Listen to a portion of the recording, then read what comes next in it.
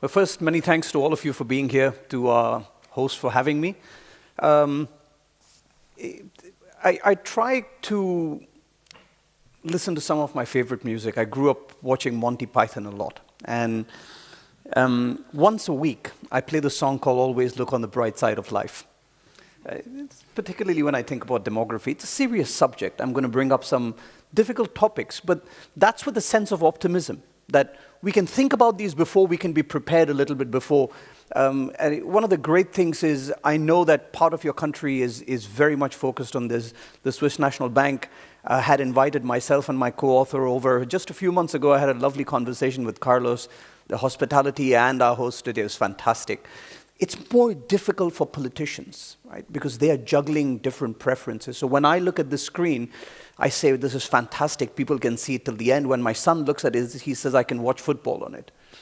So there are completely different sets of preferences that everyone has to deal with.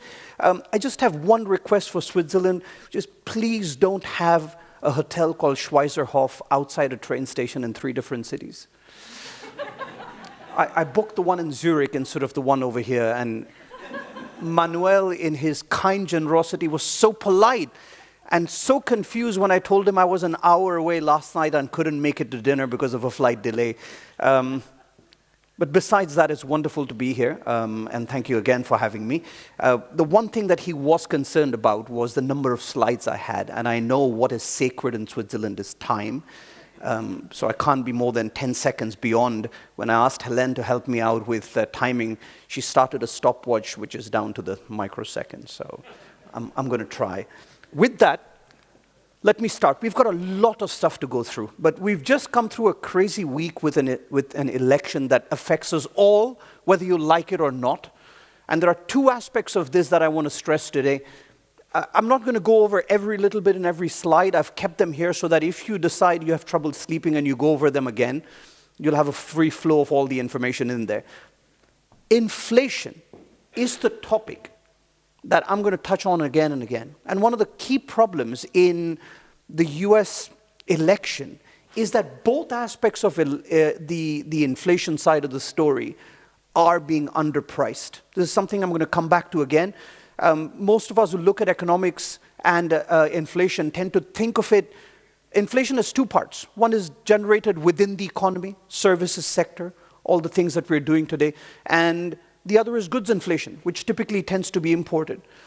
The plank of the US election that is going to be stood up in terms of policy is probably going to have aggressive fiscal policy, which probably keeps the economy super hot, overheated, creates demand for services and pushes services inflation higher, and tariffs. We're all worried about those, non-tariff barriers. So far, as you can see, goods inflation, which is that red line, has done a lot of the work of disinflation in the economy. And services inflation in most countries has remained stubborn. In the US, and possibly with the tariffs, goods inflation is going to rise, services inflation remains elevated, and we're up for a tough time. The interesting part is, this is not what markets think yet.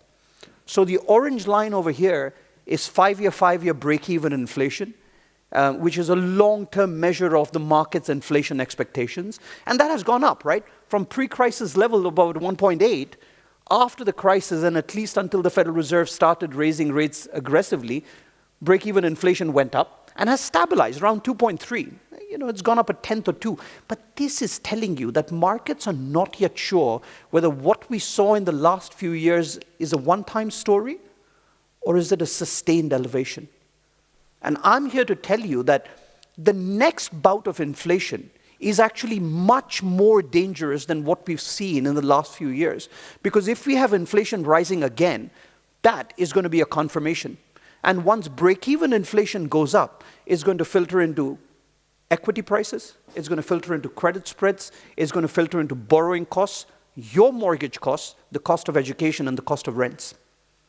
Everything gets lifted. Right now, if you ask anyone with any confidence, including myself, is inflation a permanent thing? I don't know. I can only guess. I can have perhaps a slightly educated guess, and others will come up with equally compelling reasons to tell you that I'm completely wrong. My son does that every day. So we will have a debate. It's only confirmation of this story that can lead us up. And I'm going to walk you through three aspects of the demographic story. One is to tell you what the longer-term problem is. Second, I'm going to raise one aspect of the counter-debate that is very important, which is artificial intelligence technology. And the third one is I'm going to tell you that demography is here today. It's not something that you view with the telescope 20 years down the line, something that I want to think about. And I'm going to try and walk you through the aspects of it which matter right now. Luckily, a lot of the discussion, of which the vocal part I only understood 3%, but a lot of the content over there covers this, and I presume everyone knows part of the demographic story, right? The integration of China, one of the most important demographic developments of the last 30 years, is probably pretty close to its end. The aging population is reducing workforces all over the world.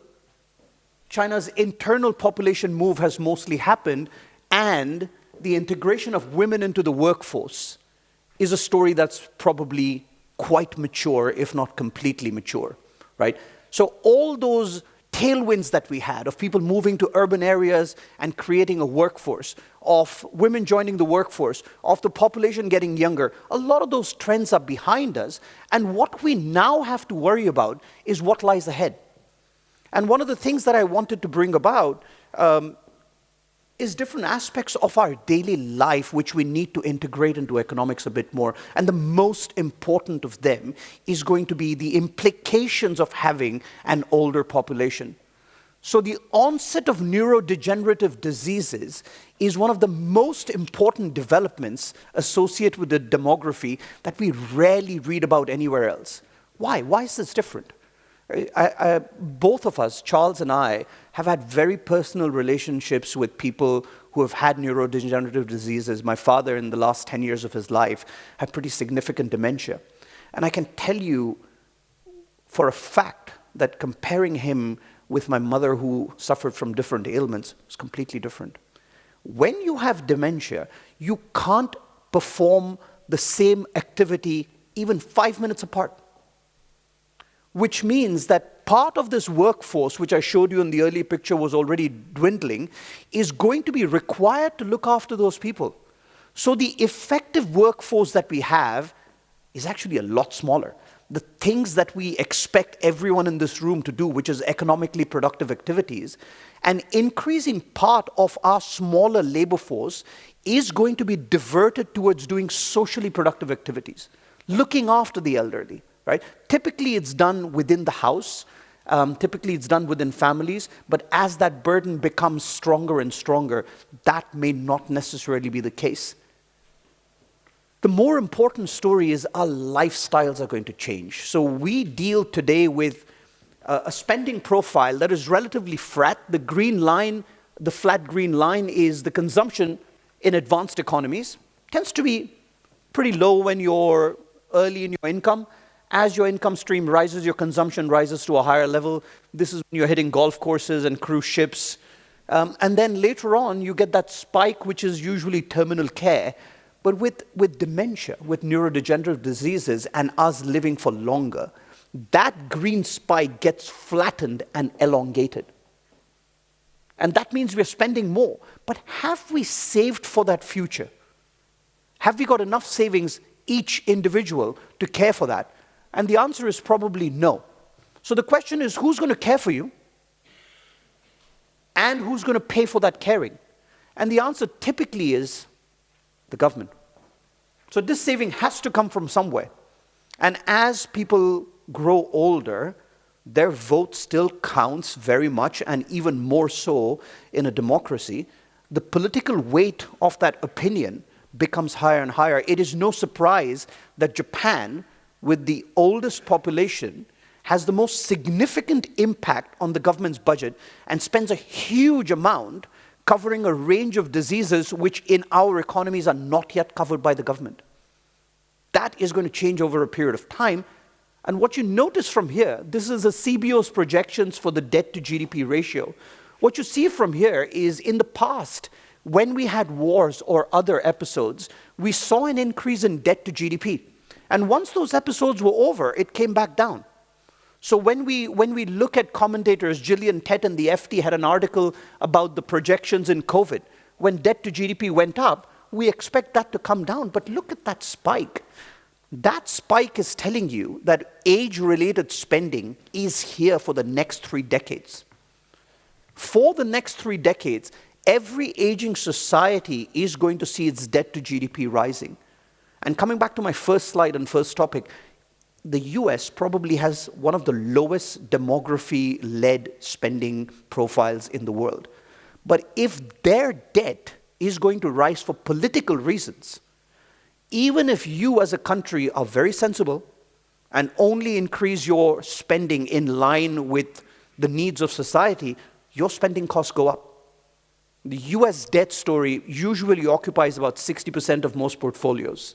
And if that ratio remains constant and their interest rates are higher, you are going to have to pay a higher amount of debt. Switzerland's story is slightly different, I'll come to that. But there are stresses that I think need to be worried about. So let's understand this a little bit, right? So why are we getting inflation? Why are we worried about interest rates going up? Japan, for example, is the oldest society in the world, and we saw incredibly low interest rates over there. So we have an entire chapter in the book. If you want to knock yourself out, you have trouble sleeping, whichever it is, read that chapter. It tells you very clearly that what happened in Japan is no longer an example even for Japan. If you look at Japan now, which will have implications for Switzerland, they are trying their best and kind of succeeding in getting inflation higher and getting their interest rates higher. What happened there should not be a guide map for us. So let's think about it intuitively, right? You've got an aging society, you've got more and more people getting older. Why should that mean inflation?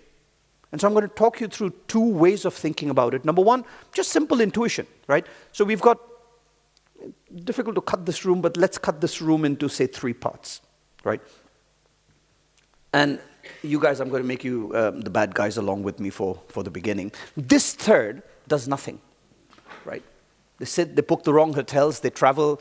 This is the kind of stuff we do, right? We're not really working right now. You guys, you're the hardworking lot. Now, what happens typically is there's a difference between workers and people who don't work, right? Everyone consumes. All of us consume. And we create an inflationary impulse. The people who work are disinflationary, and they're disinflationary for 2 reasons. Number one, that you are paid less than your marginal product. Unless you're the CEO, typically speaking, everyone is employed because you can contribute to the firm. And if you contribute to the firm, what you take away has to be less. Otherwise, what's the point of employing you? So you are getting less than your marginal product. Out of that, you got to save, right? Unless, again, you're like my son, then he uses my savings. But otherwise, you have to save. So your impact on the economy is that you put more on the table than you take away. And so you're disinflationary. We're in the different side, right? We just consume, we do nothing, right? We don't add anything to the table, we're just inflationary.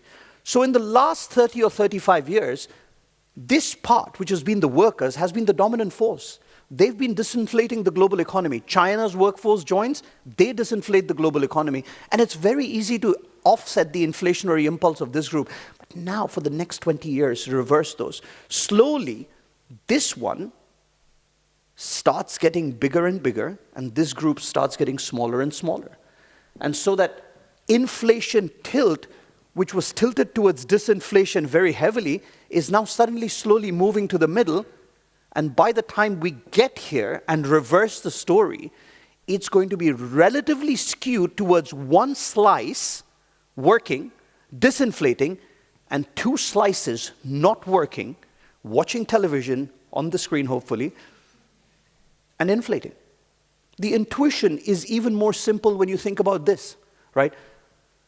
This is the debt profile of the United States. Most other debt profiles, Germany, Portugal, Scandinavia, Northern Europe, are going to somewhat match this. How do you finance it? Can you tax everyone? It's very hard to do, right? If you're ever stuck, or your child is ever stuck on an economics exam, the answer you always write for half the marks is productivity. No matter what the question is, the answer is always productivity. But if it was that easy, we'd be flying, right? The UK, Europe, many places are finding productivity incredibly hard to raise over a period of time. And the implications are pretty significant. Like if I invested 100 francs or 100 euros and I took my productivity generated 140 out of that, it's pretty good. But if it only generates 105, then I have to make pretty tough choices. And that's been one of the problems. Getting productivity is incredibly hard. Getting growth is incredibly hard. And in fact, if you think about Economics 101, growth is equal to the sum of the growth of the labor force plus productivity. So if your labor force is getting smaller, your productivity has to actually get higher and higher. And if that is already hard to do, you've got some pretty tough choices. Which is why we come back to what Milton Friedman called taxation without legislation, and that's inflation. So over a period of time, taxing the population without really telling them you're taxing them is one of the ways in which you reduce the burden of debt, and that's why people hate inflation. It's not just that the prices are going higher and wages will catch up. That happens, but different parts of society feel the heat differently. And typically speaking, the poorest tend to feel the impact of inflation the worst, and they have one vote, just like everyone else anywhere in the world.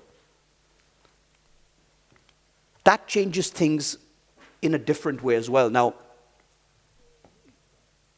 one of the most interesting economic experiments of the last decade probably came from the UK, and it came in the form of the Liz Truss administration and with the Labour budget recently.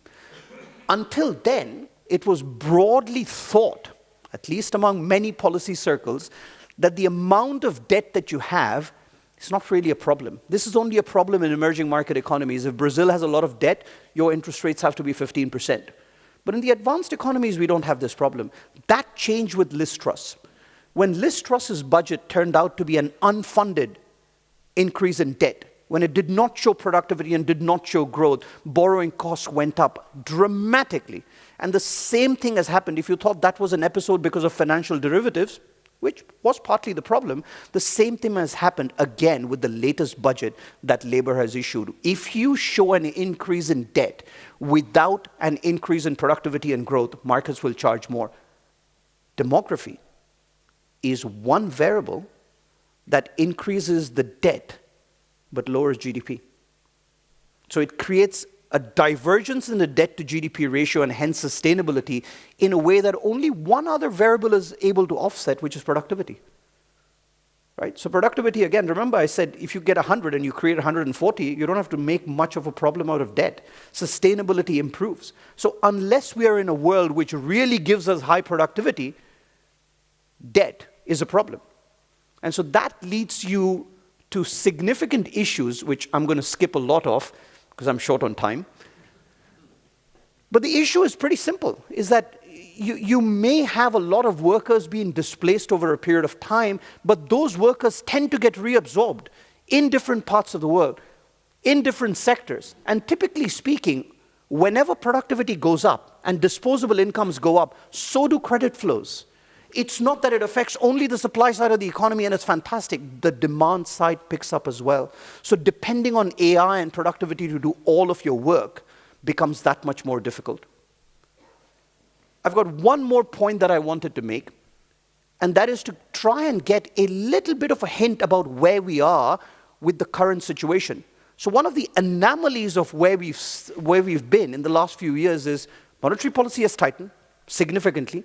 In many places, fiscal policy is outright tight. Germany has had austerity. The UK is running through austerity. But labor markets have not reacted quite the same way.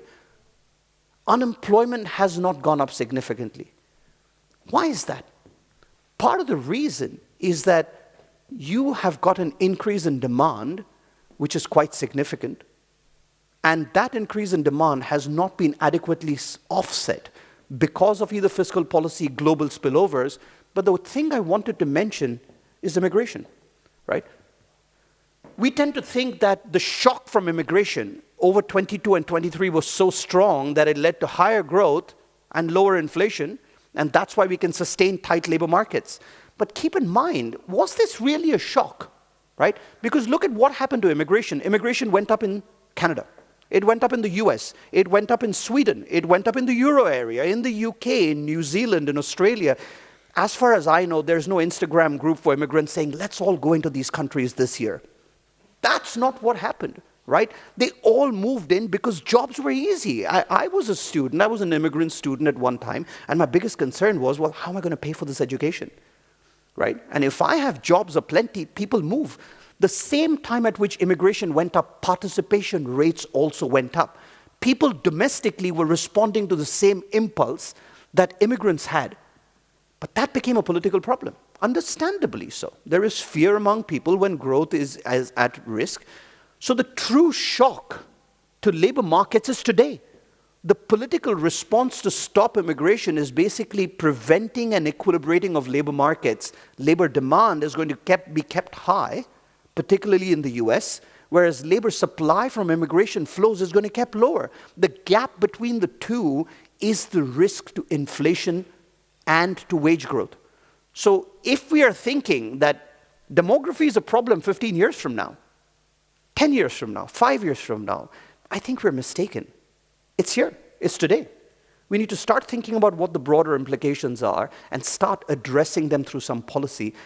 We're making a lot of progress in some places. Institutions like demography and events like this are the ones that get us a little bit closer. But if we take this further, that's when you'll see some real progress. We're not there yet. I'll stop it there. Thank you very much, Mr. Pradhan.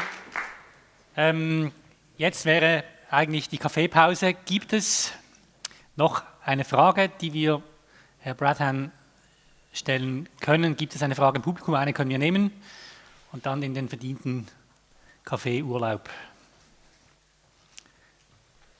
Yep. Hi, thank you very much. My name's Michelle Wick. I wonder if how you're talking about the productivity needing to rise to be able to go against the inflation.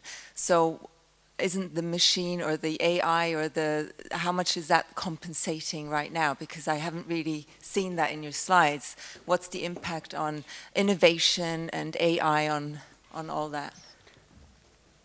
This is why I very smartly didn't go over those slides. I was hoping for a question like that. I have not planted her, I promise you, but thank you. I appreciate that. So AI does count, right? In many senses, if it succeeds and becomes an issue, it'll be a fourth industrial revolution. What AI does is it displaces workers equally across the board. With automation, your mobile phones, anyone talked to a telephone operator lately or gone to a travel agent? Hasn't happened, right? When I make a mistake with the hotel, it's my mistake. Right? It's not my travel agents anymore. So that part of automation has moved. What AI will do is it'll stop me from being stupid. It'll just read Manuel's email to me and book me in the right hotel the next time. And that means it'll also displace the kind of services I employ, and it will make job losses across the board pretty even. But here's the problem. So this is a story that comes out of Acemoglu and Restopo. It's a really nice paper, and what they argue is that, broadly speaking, you've had worker displacement rates, which are these blue bars, and reinstatement rates, which are the green bars, fairly equal, right? So there is an automatic churn that happens in most economies. You know, some sectors are growing, some sectors are not growing. People stop doing this work, they want to do something else. That normally happens, and one matches the other. What they call automation, the effect of automation, is actually, in our opinion, the advancement of China. So China comes in and starts making this at a cost that no one in the US can afford anymore, even if it's tech, right? They've got robots, they've got incredible factories. And so the displacement rate, particularly within low value-added sectors, which was protected by tariffs before 2000, which is when China got MFN, starts going down. And those people don't get absorbed, right? But typically speaking, if there is a broad revolution, it tends to bring about an increase. After that story, you can see that the displacement rates have gone up again. Once that shock is absorbed, you're okay. This is another paper by one of my favorite labor economists called David 𝗏𝗏. And David 𝗏𝗏 argues that since 1940, 70% of the jobs that are in existence today did not exist. And he doesn't just mean calling me some glamorous name, some technology savant or demography savant. None of that. People actually doing what I'm doing did not exist before 1940. A lot of the people who over here, 70% of you, as a broad average, did not exist. The bottom line out of that is that technology creates displacement. There's no doubt about that. But typically speaking, it not only leads to other sectors being emerged, but it also leads to a completely different set of jobs being emerged, right? And think about it from a simple mathematic point of view. Let's say there's a couple, and one person is retained because of technology to work with new technology, and the other partner loses his or her job. The partner who is retained, right, is now working in the same company with a smaller workforce, and presumably their productivity has gone up, right? Otherwise, you would not be employing that AI or whatever it is you're doing. So their personal income should rise over a period of time. So let's say it rises by X. As long as the partner who has been displaced finds a job where productivity and incomes are not less than X, society is better off. If you can find X plus Y, whatever the Y is, society as a whole is better off, right? Because one partner is now earning X out of that, and the other person has not lost X. What we worry about is whether you'll actually have enough of an income boost. But keep in mind, remember that a larger and larger section of people are going to be moving away into the caring industry where AI is very hard to deliver. So in other words, what we need to think about is not that technology and demography are clashing in a bad way, so either we run out of jobs or we run out of workers. It's a far more complicated truth that a part of the labor force is moving into low productivity activities, and that means the rest of that workforce has to have higher productivity. Otherwise, we have an even harder problem. I hope that gets to some part of your answer. Thanks. Very good. Thank you very much, Thank you. Mr. Pradhan.